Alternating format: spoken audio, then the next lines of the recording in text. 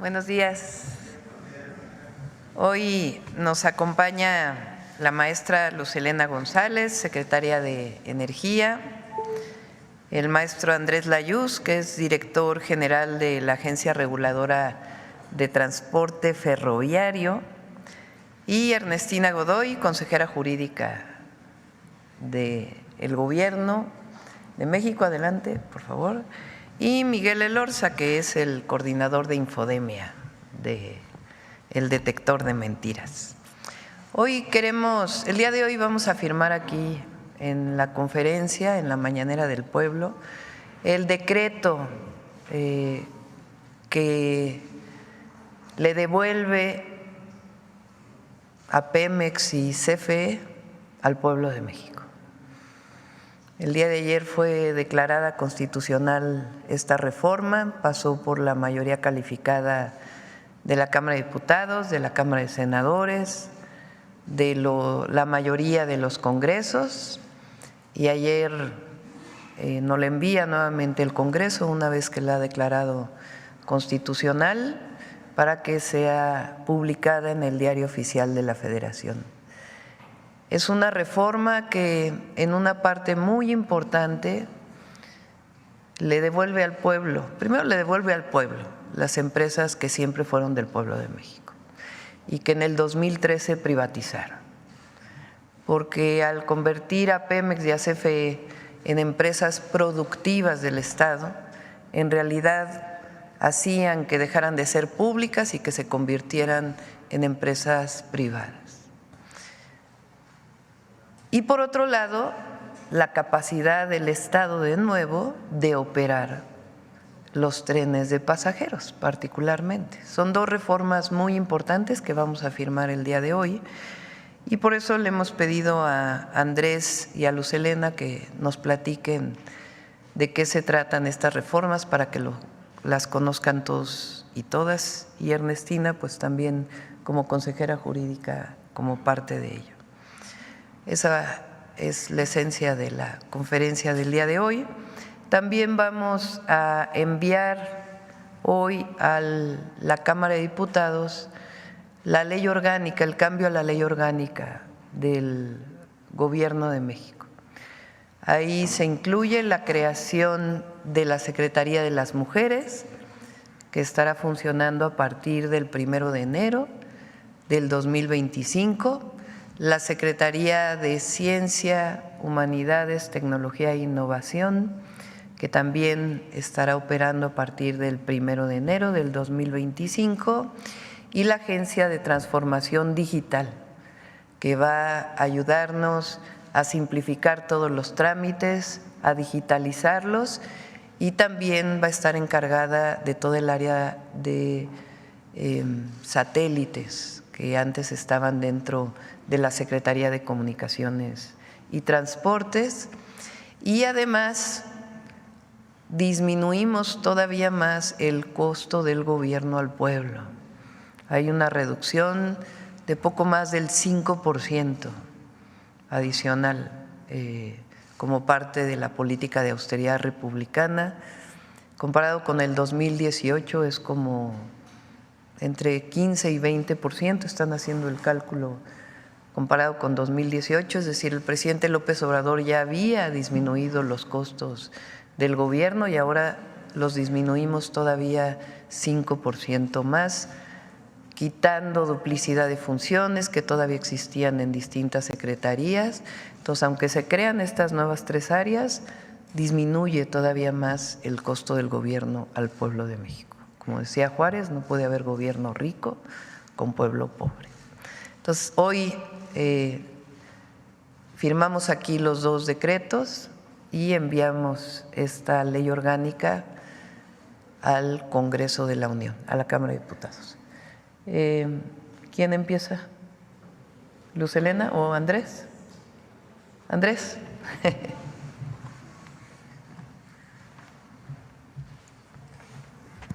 Con su permiso, señora presidenta, muy buenos días a todas y todos.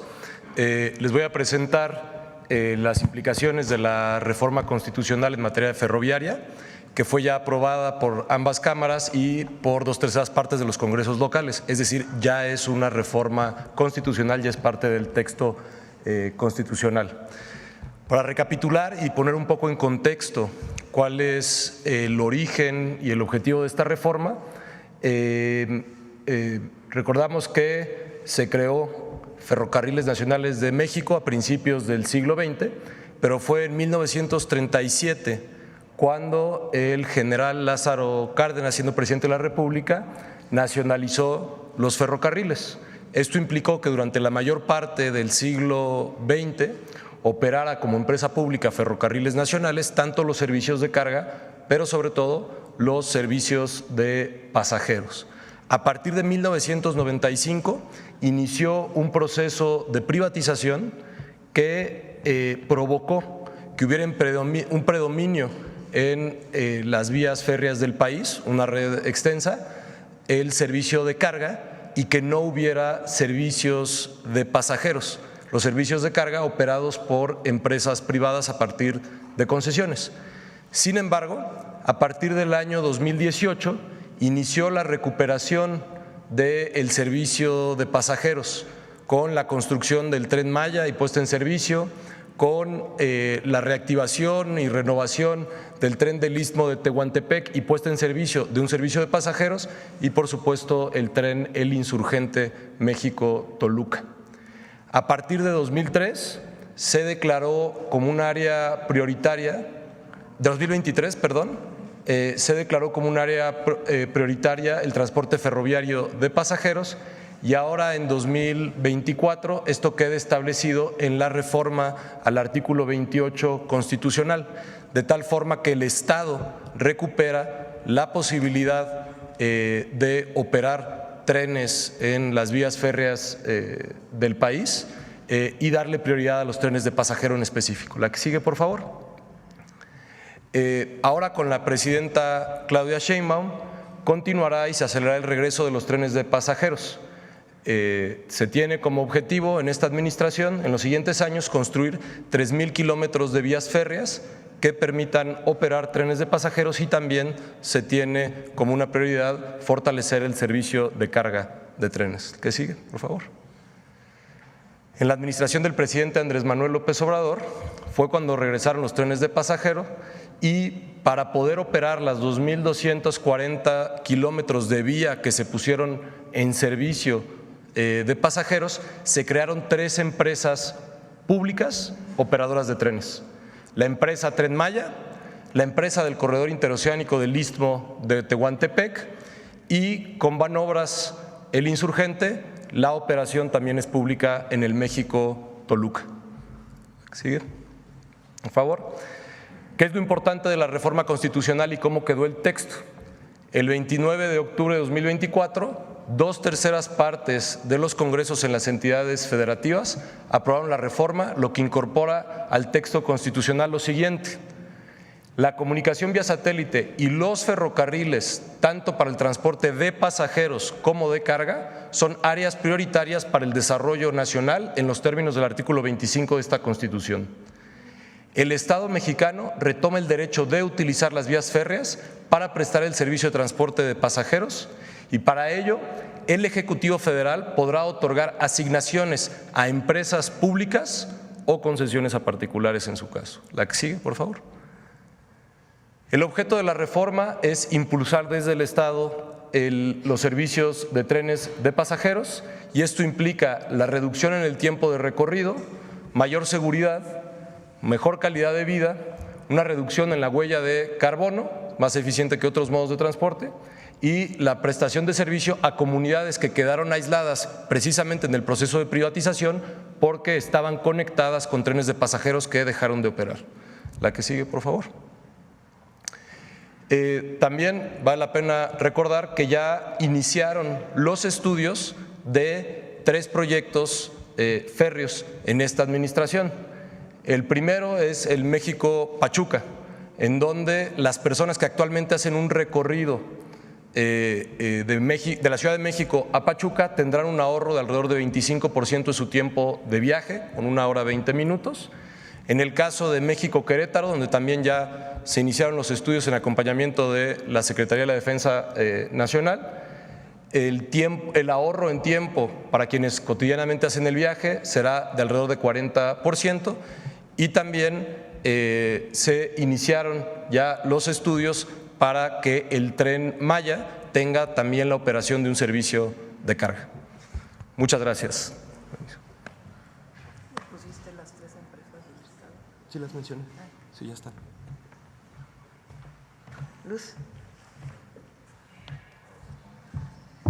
Con su permiso, Presidenta, buenos días a todas y todos. Como señala la Presidenta, el día de ayer concluyó el proceso legislativo, la primera, por favor, el proceso legislativo de la reforma en materia de áreas y empresas estratégicas del Estado mexicano, que inició el 5 de febrero de este año, tras 10 meses, aprobación en ambas cámaras y aprobación en la mayoría de los estados de la República. Hoy ya es una reforma constitucional que nos llena de muchísimo orgullo, porque con la reforma de los artículos 25, 27 y 28 se retoma por el Estado algo que nunca se debió de haber perdido. La reforma de 2013 privatiza o pone a competir a las empresas que eran públicas, las convierte en empresas privadas, y con eso se genera el que no exista la garantía de la prestación de los servicios públicos. La que sigue, por favor. ¿Qué significó la reforma del 2013? La reforma mal llamada reforma energética, porque realmente lo que ocasionó fue el desmembramiento de las empresas públicas del Estado, de las empresas de todos los mexicanos. Pasaron de ser empresas productivas, que se les llamaron productivas, pero en realidad lo que ocasionaron es que se convirtieran en empresas privadas que competían entre sí y que estaban regidas por el derecho mercantil, no por el derecho público para proveer servicios públicos. Es decir, algo que era un recurso estratégico del país y que era base de la soberanía nacional y la soberanía energética, se convirtió en una mercancía común y corriente, dejando de ser un recurso estratégico. Con esta reforma, lo que se está haciendo, lo que se logró es regresarle al pueblo de México a estas empresas. Se cambia la naturaleza tanto de la Comisión Federal de Electricidad como de Petróleos Mexicanos, para devolverles eso, su carácter público, como empresas públicas del Estado. ¿Esto qué significa? Que se le da prevalencia a estas empresas para que se garantice la continuidad, la seguridad y la accesibilidad de todos los mexicanos a un recurso estratégico. Con la reforma anterior, por ejemplo, les pongo solamente un ejemplo, CFE no podía llevar energía eléctrica a poblados alejados donde no fuera rentable, porque tenía que verse el servicio público como una mercancía, la cual tenía que venderse a precios que fueran rentables para todas las empresas, como cualquier empresa privada.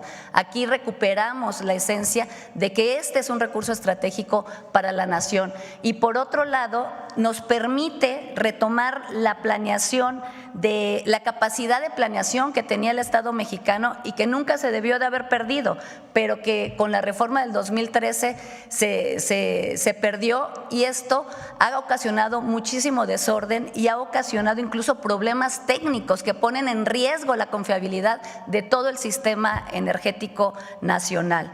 Asimismo, otra de las cosas que se reservan para la nación es que se incorpore el litio como un área estratégica del Estado mexicano.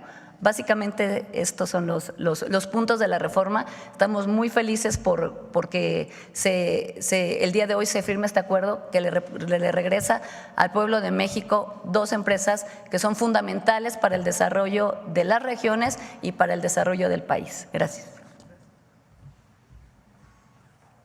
¿A qué hora lo firmamos ya? ¿Lo firmamos?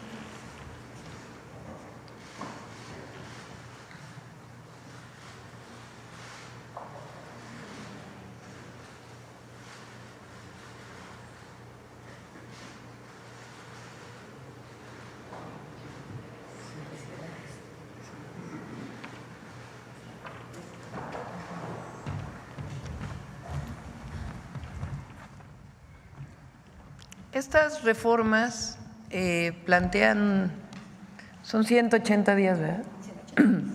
En el caso particularmente de las empresas energéticas, para poder modificar principalmente la ley de Pemex, la ley de Comisión Federal, la ley de la industria eléctrica y otras leyes que fueron también parte de la modificación de la reforma del 2013. A partir, ya tiene tiempo la Secretaría de Energía con Pemex y CFE trabajando estas leyes, y también es importante que se sepa que hay un espacio también para la inversión privada, es decir, Pemex y CFE regresan a ser empresas públicas del pueblo de México y se mantiene un espacio para la inversión privada que quedará establecido con orden, con certeza en las leyes secundarias. Entonces, esta es la siguiente parte, pero hoy revertimos una buena parte de la reforma del 2013 y Pemex y CFE regresan a ser empresas del pueblo de México. Y nuestro compromiso de que van a ser empresas operadas eficientemente y que brindarán servicios, combustibles y electricidad a precios accesibles para todas y para todos. Bueno, ahora sí pasamos a las preguntas.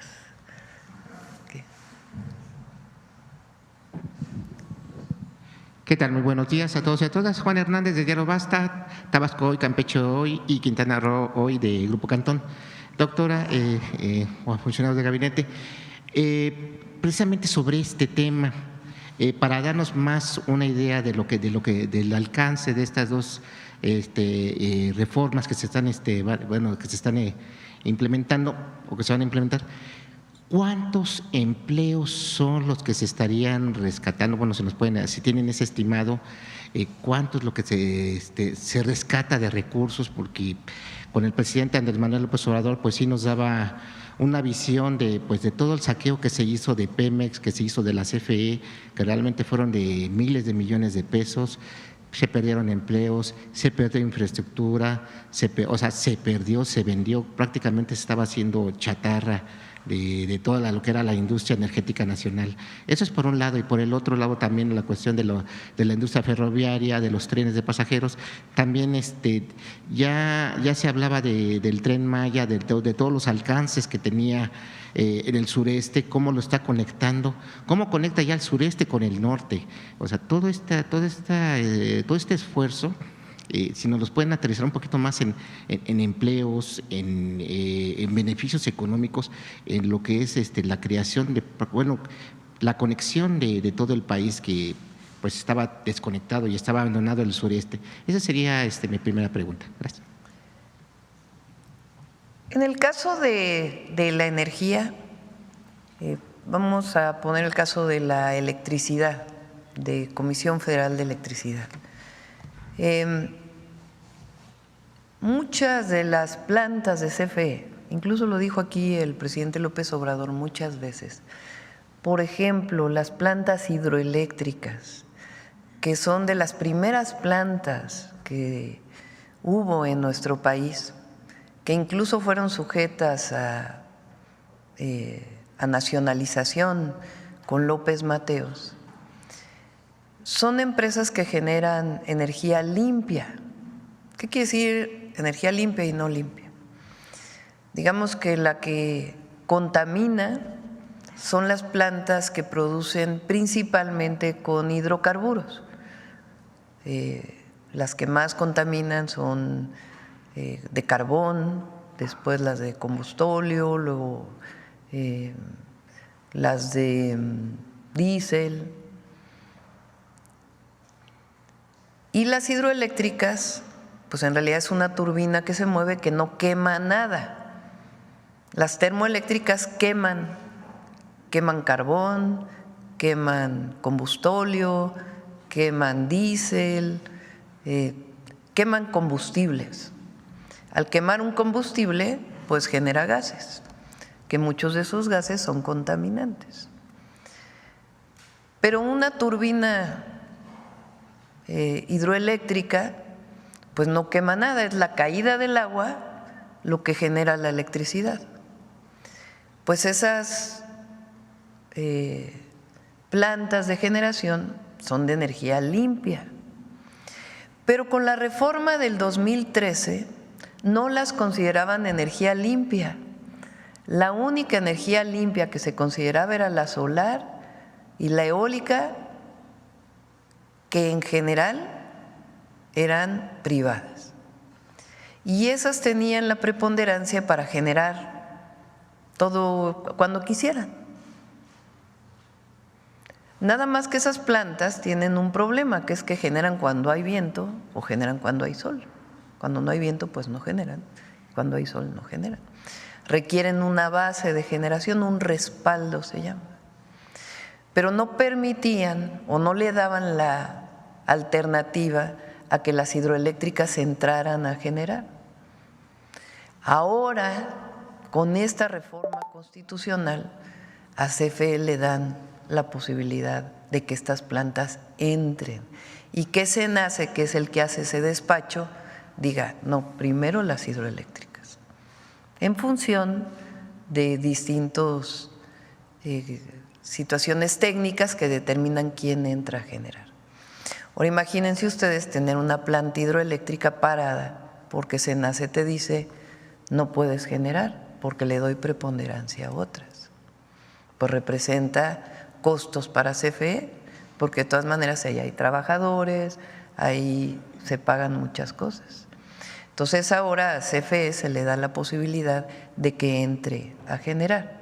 Vamos a calcular exactamente el monto de recursos de lo que esto significa y al mismo tiempo va a haber nuevas plantas, algunas que se construyeron en la administración anterior del presidente López Obrador, que nos va a tocar inaugurarlas, muchas de ellas de gas natural, y otras que vamos también a construir de fuentes renovables de energía y un espacio que es el 46% para que generen los privados. ¿Cuántas nuevas plantas serían?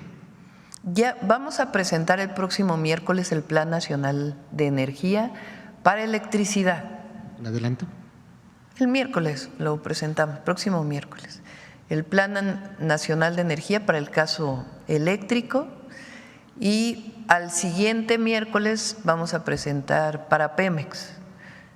Pemex también se está haciendo un trabajo muy importante y todas las leyes secundarias que van a derivar van a ayudar a fortalecer a Petróleos Mexicanos y a Comisión Federal de Electricidad para el bien de todas y de todos. Incluso no es solo de los habitantes que viven más aislados o de la ciudadanía, no solo el usuario residencial, nosotros que consumimos en nuestras casas, sino para las empresas. Esta reforma es fundamental para el desarrollo nacional, es un eje estratégico. Perfecto. Como segundo tema, doctora, no sé si también nos puede responder de lo de los ferrocarriles.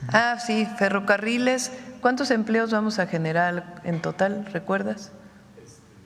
Son, sin mal no recuerdo, son alrededor de 600,000 empleos que se van a generar con los trenes. En este sexenio.